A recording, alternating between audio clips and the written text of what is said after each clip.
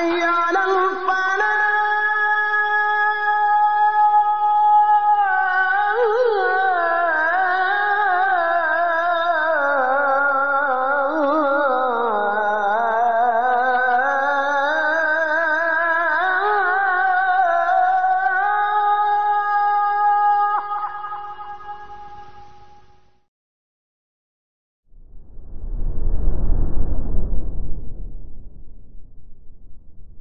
Insyaallah kita lanjutkan kajian kitab Kifayatul Akhyar fi Syarhi Ghayatul Ikhtisar karya Syekh Taqiyuddin Al-Hisni rahimahullah dalam pelajaran fiqih Syafi'i di kitab As-Salah tentang salat dan di masalah salat dengan adanya najis, hukum salat dengan adanya najis. Kita mulai dari perkataan beliau, far'un, cabang permasalahan. Idza shalla binajasatin la yu'fa anha wa huwa jahilun biha hala as-salati sawa'an kanat fi badanihi aw thawbihi aw mawdi'i salatihi fa in lam ya'lam biha albattah fa qawlan. Artinya begini. Jika ada seseorang salat namun ada najis yang sifatnya tidak dimaafkan. Pada pertemuan lampau kita telah membahas beberapa contoh najis-najis yang dimaafkan. Di antaranya najis yang akan menyulitkan untuk dihilangkan, alladzi la yashuqqu ihtiraz bih. Termasuk juga najis yang dimaafkan seperti apa yang ditanyakan oleh sebagian orang, yaitu kotoran cicak misalnya, ya, misal nempok di kepala atau di sejadah, itu dimaafkan. Dan juga termasuk najis yang dimaafkan setelah BAB dan istinjanya dengan tisu atau batu, itu pasti masih ada sisanya najisnya, tapi ini dimaafkan. Sekarang kasusnya adalah seseorang sholat, namun pada badannya, berarti pada badannya atau pada pakaiannya atau pada tempat sholatnya itu ada najis yang tidak bisa ditolerir. Nah, keadaannya huwa jahilun biha halas shalah. Dia itu enggak ngerti, enggak tahu kalau ada najis itu ketika lagi sholat. Ya. Ya. Fa illam ya'lam biha albattah, kalau dia tidak tahu sama sekali. Gimana contohnya? Misal dia sholat, dia tidak tahu kalau pakaiannya itu tadi terkena kencing bayi. Dia kira ini air biasa, ini air kencing, padahal najis. Dia nggak tahu, dikiranya air biasa, sama sekali nggak tahu. Berarti di sini ada najis di pakaiannya. Lah terus hukumnya sholatnya gimana? Faqaulan, ada dua pendapat dalam mazhab Syafi'i, pendapat Imam Syafi'i. Ada pendapat qaul jadidnya, perkataan barunya beliau ketika sudah di Mesir, di akhir hayat beliau, dan ada pendapat lamanya beliau ketika sebelum ke Mesir. Pendapat yang baru dan ini yang dipakai dalam mazhab lebih azhar, lebih dianggap lebih benar, yajibu alaihi al-qada li'annaha taharatun wajibatun fala tasqutu bil jahli ka taharatil hadath. Maka yang zahir, yang lebih sahih adalah wajib untuk qada walaupun tadi dia enggak tahu, karena suci dari najis yang tidak dimaafkan ini merupakan taharah yang wajibah, harus terwujud, ya. Ketidaktahuan akannya tidak menggugurkan kewajiban itu. Ya, sama seperti taharatul hadath, bersucinya seseorang dari hadath. Saya kasih contoh. Lupanya seseorang yang berhadath. Misal malam dia melakukan jima' dengan istrinya, junub. Qadarullah di waktu subuh dia lupa mandi. Ya. Dia pun sholat subuh. Selesai sholat subuh, khalas. Matahari terbit kemudian, dia baru ingat atau diingatkan oleh istrinya, tadi udah mandi belum? Belum. Wah, Masya Allah, berarti belum suci. Kalau antum ditanya gini, kira-kira apa sholat sah atau tidak? Ketika mengetahuinya berarti tidak sah. Harus diqadha nggak? Diqadha.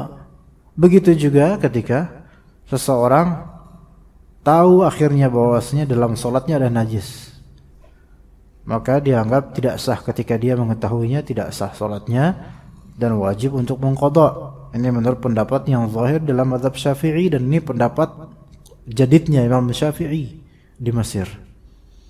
Ya begitu jemaah. Jadi ketika tadi seseorang dari kita misalnya pakai pakaian yang tidak tahu bahwasanya itu pakaian tadinya kena kencing anak. Selesai sholat istri kita bilang, "Bang, itu kan pakaian tadi habis dipipisin sama anak kita, belum dicuci." Kirain air biasa, kata antum. Nah pertanyaannya, apakah antum wajib mengqadha? Wajib mengqadha. Boleh nggak pakai pakaian itu kalau belum dicuci? Ya nggak boleh. Ya berarti nggak sah dong sholatnya. Apalagi ini sekarang tahu ganti pakaian, gitu kan? Itu pendapat yang lebih zahir. Ada juga pendapat kedua, yaitu pendapat qaul qadim Imam Syafi'i, annahu la yajibu, tidak wajib untuk mengqadha. Namun yang lebih sahih wallahu alam, ya, wallahu alam, dia sebenarnya kalau tahu akhirnya bahwa saya itu bernajis, wajib untuk mengqadhanya. Dan itu pendapat yang lebih hati-hati. Ya. Begitu juga dengan masalah wa in 'alima bin najasati thumma nasiyaha. Kalau dia tahu ini tempat ada najisnya, dia tahu nih pakaian ada najisnya, dia tahu nih badan tadi belum selesai najisnya, tapi dia lupa, akhirnya sholat dengan keadaan bernajis, maka juga ada dua pendapat di dalam mazhab Syafi'i. Namun yang menjadi pendapat resmi mazhab, wal mazhabu al-qat'u biwujubil qada'i li taqsirihi, wajib untuk mengqadha salatnya karena teledornya dia, lupanya dia, ya. Baik. Kemudian kata penulis, thumma idza awjabna fayajibu alaihi i'adatu kulli salatin sallaha ma'an najasah yaqinan. Kalau memang kita wajibkan dia untuk mengqadha salatnya atau mengulang salatnya, maka wajib atasnya mengulang setiap salat yang dia salat dengan adanya najis tersebut secara meyakinkan. Misal, ini sejadah, ya gini, perlu tahu nih, parameter atau ukuran batasan tempat bernajis yang tidak sah sholat di atasnya itu apa sih? Ya, apa batasannya? Apakah ketika misal imam sholat di sini, makmum sholat di sana, terus di sini ada kotoran kucing, di sini di serong kirinya imam kotoran kucing, bukan di sajadah ini, apakah sah salatnya atau tidak? Kedengeran nggak jemaah? Lebih bagus gini atau yang tadi awal? Sekarang lebih bagus. Lebih bagus sih kita sudahi aja kajian ini sebenarnya. Nah, misalnya di sini ada kotoran kucing, ya, apakah sah salatnya imam? Sah nggak salatnya imam? Sah. Kenapa? Karena bukan di maudhi'is shalah, bukan di tempat sholat. Ya.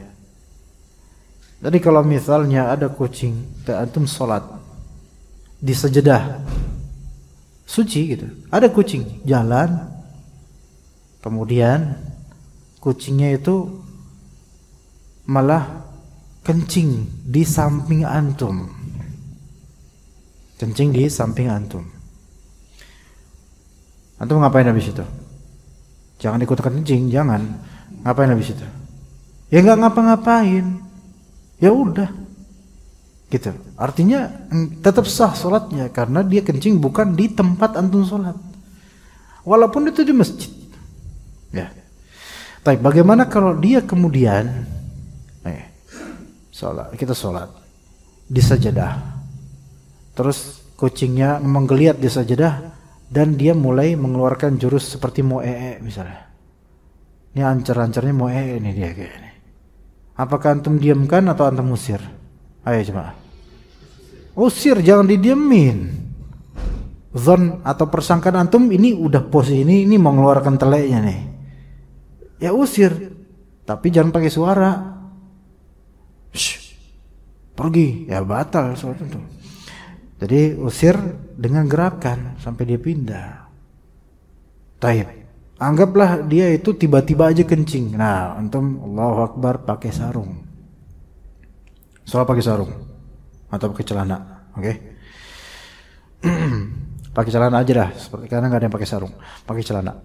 Allahu Akbar. Ada kucing jalan, datengin antum. Kemudian tiba-tiba membelakangi antum. Nah, antum tahu mau ngapain dia. Dan kucing ini lagi musim cari jodoh, gitu kan. Tiba-tiba dikencingin celana antum.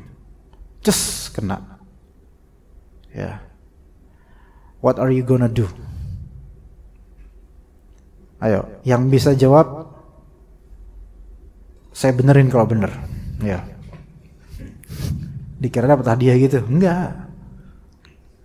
Gak ada hadiah ya Pak Dur ya. Mau kasih hadiah minyak wangi tapi belum ada cadangan. Ayo, antum dikencing kucing, silakan.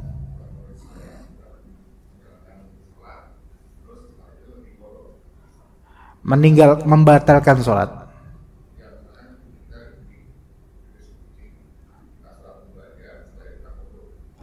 Ini ketika lagi sholat dikencing kucing pakaian kita Pak ya. Ya, tadi kasusnya Pak, Bapak bilang kita lanjutin sholat, nanti bersih, habis itu qadha. Oke. Jawaban yang menarik. Anda nggak bilang bener loh Pak, Anda bilang menarik. Ya, mau dibilang bener, Anda pengen nyari jawaban lain. Bapak yang lain, fadhol. Yang di luar boleh jawab, nggak ada suara nggak apa-apa, yang penting kelihatan jawab. Anda mau jawab? Batalin sholat. Kenapa dibatalin Pak? Bro, hah? Kena najis.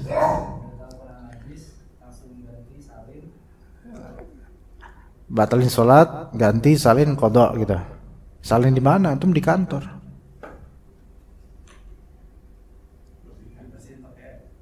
Sekarang beda lagi jawabannya. Sekarang dibersihin.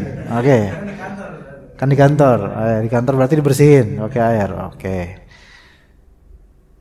Oke, jawabannya ya ada dari kubu apa sesuai dengan jawaban beliau? Ada rincinya Pak. Begini, kasusnya misal di kantor ya, dikencingin atau ini berarti najis yang terwujud di tengah-tengah sholat dan bukan kita penyebabnya, ya Pak ya. Artinya kucing yang penyebabnya. Kalau penyebabnya kita, yaitu kita pas lagi sholat kencing sendiri, nah itu baru batal jelas itu ya. Tapi ini dikencingin sama kucing dan ini jelas najis. Oke. Kena celana kita. Batalin apa enggak itu tergantung dengan kondisi. Lihat kondisinya. Oke.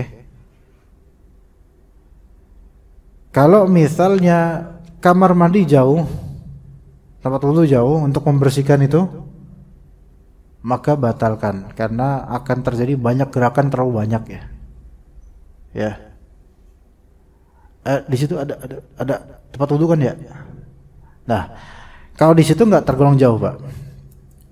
Karena hajat untuk meneruskan sholat dan menghilangkan najis, maka Bapak jangan batalkan sholat, jangan niat batalkan sholat, melainkan niat jalan ke sana untuk apa? Membersihkan najis yang ada di situ. Bersihin, balik lagi, lanjutin sholat. Itu pendapat yang benar. Tapi kan banyak gerakan. banyak gerakan untuk keperluan sholat itu boleh. Iya, banyak gerakan untuk keperluan sholat itu boleh. Tapi banyak gerakan untuk keperluan pribadi enggak boleh, bisa batal. Beda, ya. Misalnya lagi sholat, ngeliat notifikasi HP terus ngebalas chat, nah ini jelas batal. Karena ini kepentingan, nggak ada kepentingan sholat di sini. Kalau lagi sholat, kemudian HP antum yang antum taruh di tasnya di ujung sana, ringtone bunyi dangdut koplo, harus matiin wajib, karena ini untuk kepentingan sholat sendiri dan kepentingan sholat orang lain. Matiin, nggak batal sholatnya, nggak ada niatan batal sholat. Matiin, lanjut sholatnya, begitu. Karena ada kepentingan untuk sholat. Tapi kalau terlalu jauh kamar mandinya atau tempat air, misalnya antum harus naik lift dulu ke lantai, nah ini udah terlalu jauh secara uruf, udah nggak bisa lah antum naik lift jalan sambil kayak gini kan, orang lihat, bro, Pak Dado, assalamualaikum, ya kan? Di lift sampai ke atas kemudian kamar mandi ditahu, Pak Dado gitu, subhanallah ta'ala, ya kan? Terus kamar mandi ngantri lagi. Nah ini nggak bisa. Kalau memang tahu kondisi kayak gitu terlalu jauh jalannya, batalkan segera. Itu ketika antum tidak ada cadangan celana atau sarung di dekat antum. Kalau misalnya ada cadangan, kena nih celana dengan najis, nah masjid memprovide sarung buat jemaah, maka cukup buka itu celana, ganti dengan sarung tanpa dibatalkan sholatnya, lanjut. Begitu, karena ini untuk hajat sholat, kebutuhan sholat. Itu yang sahih. Ya, tapi kasus ini kasus jarang insya Allah. Ya, begitu. Oke. Nah, jadi wajib untuk mengqadha sholat yang dia yakini memang itu ada najisnya, baik di tempatnya, tempat sholat, bukan di sampingnya, di tempatnya persis, atau di pakaiannya, atau di kulit, di tubuhnya, atau di tubuhnya. Yakin nih gitu dia pakai ini. Ya seperti tadi antum pakai baju yang telah dikencingin sama anak, dan ternyata baju itu dikencinginnya jam 10 pagi. Antum pakai buat sholat zuhur, antum pakai buat sholat asar, maghrib, isya. Baru dikasih tahu oleh istri, bang, dikasih tahu jam 8 malam habis isya. Itu baju belum dicuci, itu kan tadinya dikencingin sama anak gitu. Wah, nggak bau? Ya alhamdulillah nggak bau, cuman tetap bekas kencing anak. Najisnya sifatnya apa? Najis hukmiyah, walaupun udah kering gitu loh. Iya sih tadi zuhur ada basahan, tapi saya kira air biasa atau air tumpahan. Ya iya tumpahan dari anak gitu kan.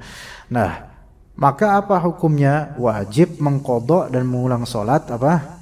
Dari zuhur, asar, maghrib, isya berurutan. Qadha sholat itu berurutan, Pak. Ya, usahakan berurutan. Walaupun sebagian ulama mengatakan boleh tidak berurutan, tapi yang lebih tepat berurutan sesuai dengan paling awalnya mana. Gitu.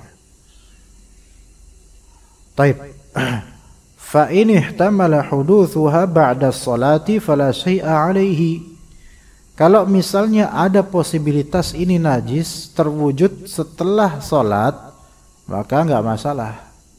Najis ini terwujud setelah sholat, maka tidak masalah. Kenapa? Li'annal asla adamu wujdaniha fi dzalika zaman. Karena pada asalnya itu tidak, pada kaidah asalnya adalah tidak ada najis pada zaman itu. Misal di sini ada ihtimal, posibilitas. Najis ini ada kemungkinan baru nempel setelah selesai sholat. Saya kasih contoh. Ya, antum sholat di di sejadah. Oke. Allahu Akbar. Sholat normal selesai, nggak ada pikiran apa-apa dah. Nggak ada pikiran apa-apa tentang najis. Selesai. Assalamualaikum warahmatullahi wabarakatuh. Zikir. Kemudian beraktivitas. Nah, mungkin sejam atau 2 jam kemudian antum duduk di dekat sejadah dan antum perhatikan sejadah itu, loh, kok ini kok ada kotoran ya? nempel warna kuning gitu loh di bagian sejadah gitu. Terus antum deketin, antum cium, baunya populer ya. Baunya kayak kenal nih, tiap pagi nih kayak gini baunya gitu kan. Ternyata sepertinya itu adalah ini namanya apa? Tangan diginin. Lepekan apa namanya? Peperan anak antum yang baru BAB misalnya, dipeperin sedikit ke situ, kena. Nah, di sini antum nggak tahu pastinya exactly ini kapan najis itu ada di situ gitu loh. Ada dua kemungkinan. Kemungkinan pertama, sebelum antum sholat itu udah ada. Kemungkinan kedua, setelah antum sholat baru itu ada gitu loh. Nah, ketika ada kemungkinan ini terjadi setelah selesai sholat, maka kita ikuti kemungkinan itu, yaitu setelah selesai sholat. Gitu, Pak. Jadi ketika antum selesai sholat dan melihat suatu najis, baik di badan, di apa ya, dan ada posibilitas terwujudnya najis tersebut selesai sholat, maka hukumnya hukum sesuai selesai sholat, bukan pas lagi sholat. Jadi sholatnya dianggap sah, nggak usah diqadha, nggak usah diulang. Ya begitu, Allahu a'lam. Anda pernah ngasih tahu nggak Pak, bedanya ada qadha sama i'adah? Bedanya menunaikan, mengqadha sama mengulang. Pernah Anda kasih tahu nggak? Belum pernah? Mau Anda kasih tahu? Anda nggak mau, karena nggak ada di pelajaran kok. Ya. Tapi perlu Anda kasih tahu supaya paham. Ada itu artinya menunaikan on time, pada waktunya, artinya menunaikan. Qadha itu artinya melakukan di luar waktunya, ya, melakukan di luar waktunya secara syar'i. Adapun i'adah atau takrar, mengulang, itu adalah mengulang sholat, baik pada waktunya atau bukan. Karena sholat sebelumnya bisa tidak dianggap sah, atau sholat sebelumnya tetap sah namun tetap disyaratkan mengulang. Saya kasih rinciannya Pak. Pertama apa tadi? Ada. Ya, ada. Bahasa ada yuaddi, adaan, ta'diyatan. Ada itu artinya bahasa Arab itu artinya adalah menunaikan sholat pada waktu sebenarnya, baik di awal waktu, tengah waktu atau akhir waktu. Itu namanya menunaikan sholat, seperti yang antum lakukan tadi, kita lakukan di waktu zuhur ini, namanya adis sholat, ta'diyatus sholat atau adaus sholat, menunaikan sholat on time. Ini jelas, wadah insyaallah, clear. Ada yang namanya qada'us sholat.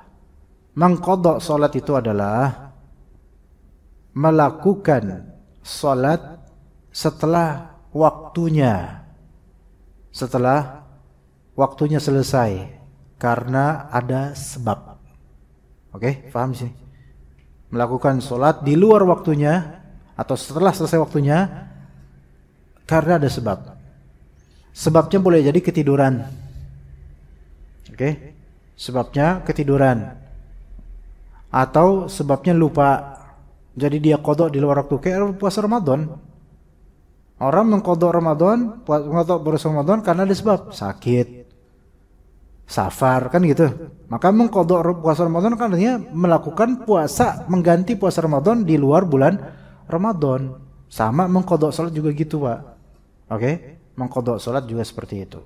Itu dua. Ya, bisa juga mengqadha salat karena di luar waktunya. Karena apa? Karena ketika dia salat di waktunya itu ternyata tidak sah. Ternyata tidak sah. Contoh, tadi saya sholat di sini. Ya, saya sholat di sini nih sama jemaah nih. Terus ternyata ditabayunkan oleh pihak Bang Dado dan teman-teman, Ustaz afwan Ustaz, ternyata tadi sejadah yang antum pakai itu bernajis. Beliau ngasih taunya jam 8 malam. Baru sekarang Pak antum kasih tahu. Ya mau gimana, masa nggak anak kasih tahu nih, dosa gitu kan kata. Anda tahuin jam 8 malam. Apa yang harus Anda lakukan sekarang sesuai dengan tadi? Apa? mengqadha. Namanya mengqadha, bukan menunaikan, tapi mengqadha, yaitu menunaikan di luar waktunya karena ada sebab, yaitu adanya najis di tempat salat. Begitu. Ya. Itu namanya qadha. Ya. Kemudian ada namanya i'adah atau takrar, mengulang salat. Nah, mengulang salat ini ada beberapa macam.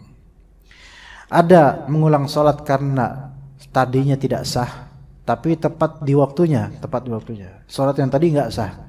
Itu yang pertama. Yang kedua, mengulang salat tadinya salatnya sah, tapi ini ada sebab. Saya kasih yang A dulu, yang A. Tadi yang B, A, B ya. Yang A yaitu mengulang salat karena sebelumnya tidak sah. Tidak sahnya itu entah karena ada najis, entah karena rukunnya nggak benar, karena nggak sah gitu loh. Saya kasih contoh, Nabi SAW pernah melihat seorang sahabat menunaikan sholat, dan sholatnya itu cepat, kayak ayam matuk-matuk. Di dalam hadis disebutkan cepat banget. Kemudian selesai sholat, sahabat tersebut datangin Nabi, ya Rasulullah, Assalamualaikum warahmatullahi wabarakatuh. Waalaikumsalam warahmatullahi wabarakatuh. Dijawab oleh Nabi, Waalaikumsalam warahmatullahi wabarakatuh. Kata Nabi apa? A'id as-salah fa innaka la tusalli. Ulangi salatmu tadi, sesungguhnya kamu tadi belum salat dengan benar. Maka salat yang rukun tumakninahnya enggak benar itu tidak dianggap sah, sehingga harus diulang. Ini namanya i'adatus shalah. Diulang pada waktunya segera. Ini pengulangan yang sifatnya harus, karena yang tadi tidak tidak sah. Begitu juga kalau misalnya dia udah salat nih. Assalamualaikum warahmatullahi wabarakatuh. Assalamualaikum warahmatullahi wabarakatuh. Dia lagi zikir, dia ngeliat lah, nih celana basah. Oh iya, tadi kan habis dikencingin anak, misalnya baru ingat setelah itu. Maka dia harus apa? Ulangi sholatnya. Ini namanya i'adah. Ngulanginya harus, karena yang tadi tidak sah. Itu yang A. Yang B, pengulangan yang B, mengulang sholat karena ada sebab yang dianjurkan untuk mengulangnya. Saya kasih contoh dari hadis Nabi SAW. Suatu ketika Mu'adz bin Jabal salat berjamaah bersama Nabi SAW di masjid besarnya. Selesai Mu'adz salat, Mu'adz pun kemudian ke kaumnya, ke desanya, ke kampungnya, ke keluarganya, dan kemudian beliau menjadi imam untuk keluarganya di salat yang sama. Faham gak jemaah? Maka ini salat yang sama, pengulangan terjadi oleh Mu'adz bin Jabal, tapi ada sebab. Apa sebabnya? Yaitu untuk menjadi imam untuk keluarganya. Maka ini boleh, tapi tidak dirutinkan. Contoh yang bisa antum terapkan di rumah adalah antum sholat isya, tidak dirutinkan dan tidak direncanakan ya. Antum sholat isya di masjid awal waktu. Taib, pulang sholat isya, antum dapatkan anak istri di rumah belum sholat isya. Oke?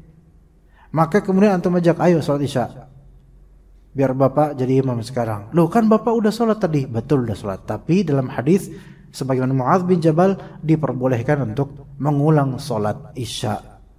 Yang kedua ini versi sunnah. Yang pertama menjadi kewajiban. Ya enggak? Paham jemaah sini? Tapi itu sifatnya aksidental, bukan yang bersifat repetitif direncanakan. Enggak. Jangan, kalau gitu takutnya malah khawatirnya bid'ah. Ya, jadi misalnya ngomong ke istri sebelum berangkat isya, antum ngomong ke istri, biniku, ya, nanti jangan sholat dulu ya, tunggu akang sholat nanti balik kita sholat bareng lagi. Kalau kayak gini malah ini planned, direncanakan. Enggak, sifatnya aksidental aja, maka ini boleh.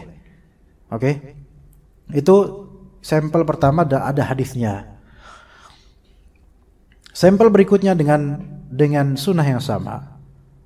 Suatu ketika Nabi SAW selesai sholat bersama para jemaah sahabat Nabi radhiyallahu anhum. Ada seorang masbuk, super masbuk, yang mana orang masbuk ini sendirian dan mendapati seluruh jemaahnya Rasulullah SAW telah selesai sholat.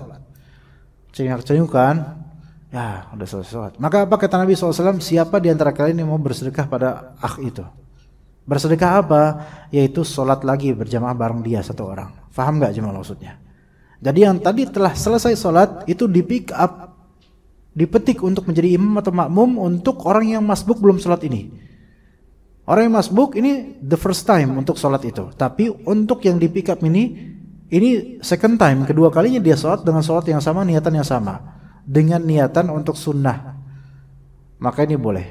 Bisa paham nggak jemaah sekalian? Saya kasih contoh di sini deh. Ya. Ini misalnya kita selesai sholat kajian. Ada satu ini karyawan yang kemudian terlambat, belum sempat sholat, mau sholat zuhur, tapi nggak ada lagi jemaah lain kok. Ini kan ada jemaah. Maka dia kemudian colek teman yang lagi zikir, Pak, sholat lagi yuk. Boleh nggak? Boleh. Terus yang jadi imam siapa? Siapapun, mau yang tadi udah sholat atau yang belum sholat mau jadi imam, silahkan, itu sah semuanya. Ini namanya i'adatus sholah, mengulang sholat yang tadi telah dikerjakan tapi ngulangnya di dalam waktunya. Ini disunahkan, boleh. Hanya saja tidak dilakukan secara rutin dan tidak dipreparekan. Ya, misalnya ditugaskan di masjid ini fulan sebagai orang yang selalu estafet setelah sholat lagi untuk jemaah berikutnya. Enggak bisa. Kalau dipersiapkan kayak gini berarti kan membentuk suatu tugas baru. Jangan kalau tugas baru. Ya begitu, itu namanya yang ada mengulang sholat. Ada juga yang keempat yaitu jam'us sholah, menjama' sholat. Jadi kita ada 4 case di sini besar, yaitu yang pertama menunaikan sholat berarti kan pada waktunya normal. Yang kedua apa tadi? Qadha sholat di luar waktunya karena ada sebab. Yang ketiga mengulang sholat, ada 2 gambaran tadi ya. Yang keempat jamak menggabungkan sholat, itu hanya terjadi pada 2 momentum atau 2 paket. Paket pertama zuhur asar, paket kedua apa? Maghrib isya. Apa ini belum pernah anak kasih tahu di sini coba? Pernah nggak? Coba diingat. Mungkin pernah tapi antum nggak hadir ketika itu. Benar Pak? Belum pernah ya? Belum pernah ya, berarti tempat lain berarti. Nah, jamak sholat ini apakah di waktunya atau tidak? Pasti ada tidak di waktunya. Ada yang di waktunya dan ada yang tidak di waktunya. Jamak takdim zuhur asar berarti kan di waktu zuhur tapi tidak di waktu asar kan gitu. Nah, apa kriterianya jamak itu? Penyebabnya adalah bisa dengan safar, bisa karena sakit, dan lebih luas dari itu bisa karena adanya kesulitan atau prediksi akan sulit nantinya, itu boleh jamak. Bisa karena hujan. Tapi yang untuk jamak karena hujan itu untuk yang di masjid. Paham jemaah? Yang enggak di masjid, di rumah sholatnya enggak usah jamak-jamakan. Enggak, ngapain jamak gitu kan? Ya normal sholatnya. Saya kasih contoh yang hujan. Misal antum maghrib di masjid, oke? Maghrib di masjid. Dan ternyata hujan deras tuh. Antum pulang kantor kan, hujan deras, maghrib di masjid. Nah, ini bakal susah nih. Ya. Nanti ke masjid hujan lagi. Udahlah, saya sekalian jamak. Tapi ingat, jamak tanpa qasar, beda ya.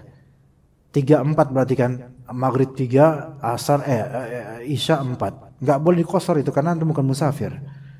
Maka kemudian antum sholat 3 rakaat. Dan yang namanya jamak itu tidak ada jeda antara sholat pertama dengan sholat kedua. Selesai salam sholat pertama, bangkit. Jangan selesai sholat pertama mikir dulu, jamak enggak. Ya, langsung aja diri. Mungkin kalau ada qomat silahkan, kalau ada yang mau berjamaah gitu untuk isya ya. Jadi di masjid, di jalanan gitu. Kalau antum merasa nih hujan deras, maka ini bisa diberikan uzur untuk jamak. Alasan untuk jamak. Ya, untuk isya. Sampai rumah nanti, mungkin sebelum isya. Mungkin aja sebelum isya. Sampai rumah, buka jas hujan, udah. Pas azan isya, diingetin sama istri, "Bang, salat isya tuh, alhamdulillah sudah." Istri kaget. Aliran baru nih. Ya kan? Bukan lain baru, anti aja nggak ngerti gitu kan. Iya, kalau udah sholat ya udah. Tapi kalau memang antum pengen mengulang sholat, itu boleh. Kalau pengen make sure gitu loh. Tapi ketahuilah yang tadi sah, karena ada alasan untuk jamak. Tapi itu ketika antum di masjid maghribnya. Kalau antum maghribnya di rumah juga, jamak juga, ini males, namanya males. Enggak, ini males namanya. Oke gitu ya. Begitu juga zuhur gitu. Ya, begitu juga tentang masyaqqah, kesulitan untuk jamak, kesulitan sehingga boleh jamak. Kesulitan untuk sholat berikutnya nih, prediksi bakal sulit nih saya. Untuk jamak itu juga boleh. Tapi tidak untuk yang pulang kantor, karena konteksnya itu sebenarnya nggak sulit untuk sholat isya nanti ya. Karena waktu isya itu panjang. Misal antum sholat maghrib di masjid jalanan, wah macet nih, kayak sampai rumah jam 8 nih kayak ini. Sholat maghrib, habis sholat maghrib jamak, nggak boleh. Kenapa begitu? Memang antum sedang menghadapi kesulitan, tetapi waktu isya masih panjang, sehingga di waktu isya selesai antum jam 8 sampai rumah, antum bisa mandi, nyantai-nyantai, sholat isya kan bisa. Atau di tengah kemacetan antum nyari masjid, sholat lagi kan bisa. Beda dengan hujan karena ada dalil khusus tentang hujan. Begitu. Adapun kalau tentang kesulitan ini relatif, dilihat dari kesulitannya apa. Termasuk kesulitan, misal antum mau operasi, termasuk antum mau operasi, atau antum menunggu antrian yang nggak mungkin ini ditinggalkan sekali lost, repot lagi nanti. Nah itu termasuk kesulitan, boleh menjamak sholat. Ya dicontohin aja jemaah. Ada nggak contoh lain misal untuk jamak karena kesulitan? Contoh lain apa jemaah? Dari wajah-wajah sih nggak ada kesulitan. Jadi makanya sulit untuk menjawab ini karena nggak pernah sulit hidup antum, masya Allah. Safar itu jelas kalau safar. Bahkan safar nggak sulit pun boleh jamak pak. Kalau safar jelas. Bukan safar, kondisinya di rumah. Seorang misalnya udah tua renta atau antum diinfus, ya, dan semisalnya rebahan, ya, ini nanti tidak akan ada yang ngewuduin antum. Sementara antum nggak bisa bergerak sendiri, nyari air nggak bisa sendiri. Jam ini zuhur, jam jadwal kunjungan. Asar nanti suster nggak di prediksi nggak ada yang ngurus, nggak ada kunjungan, nggak ada apa. Maka karena ini akan mempersulit nanti gimana dan saya harus banyak istirahat, maka boleh untuk apa? Untuk jamak takdim. Begitu. Itu salah satu kasus. Ya, begitu jemaah sekalian. Oke. Kenapa antum? Oh, kirain mau cepet-cepet selesai. Ayo apa? Silakan. Misalnya Ustaz, saya jam 5 pulang kantor. Ya. Dengan prediksi bahwa jam mungkin setengah 7 sudah nyampe di rumah. Ternyata saya naik busway macet sekali hingga akhirnya sampai waktu isya. Itu bagaimana? Karena antum nggak memungkinkan untuk sholat di busway kan? Berarti jamak takhir bisa.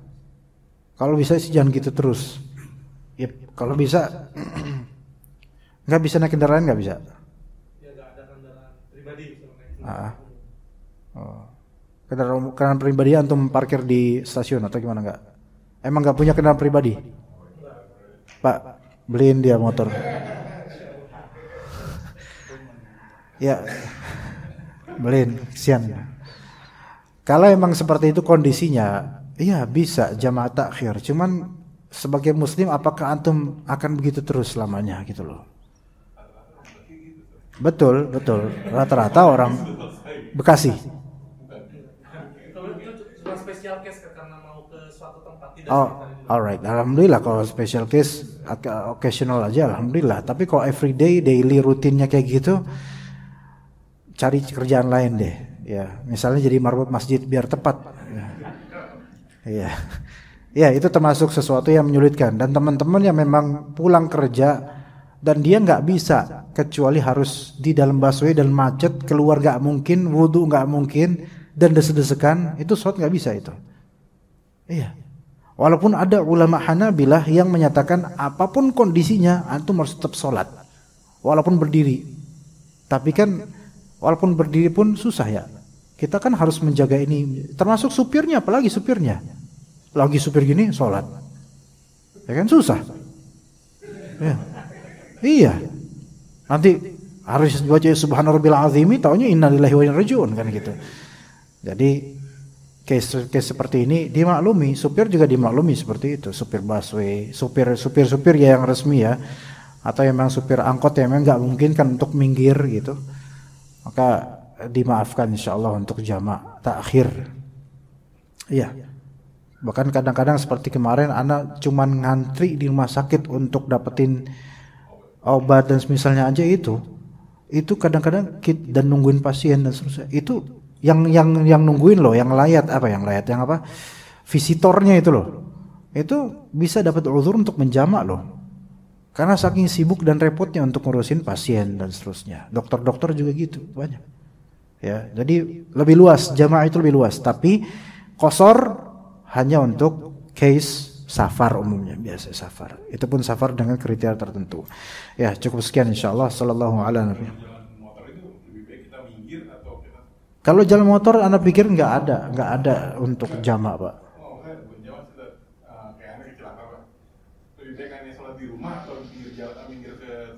Itu antum ukur di situ. Ya, tentu di masjid lebih afdal.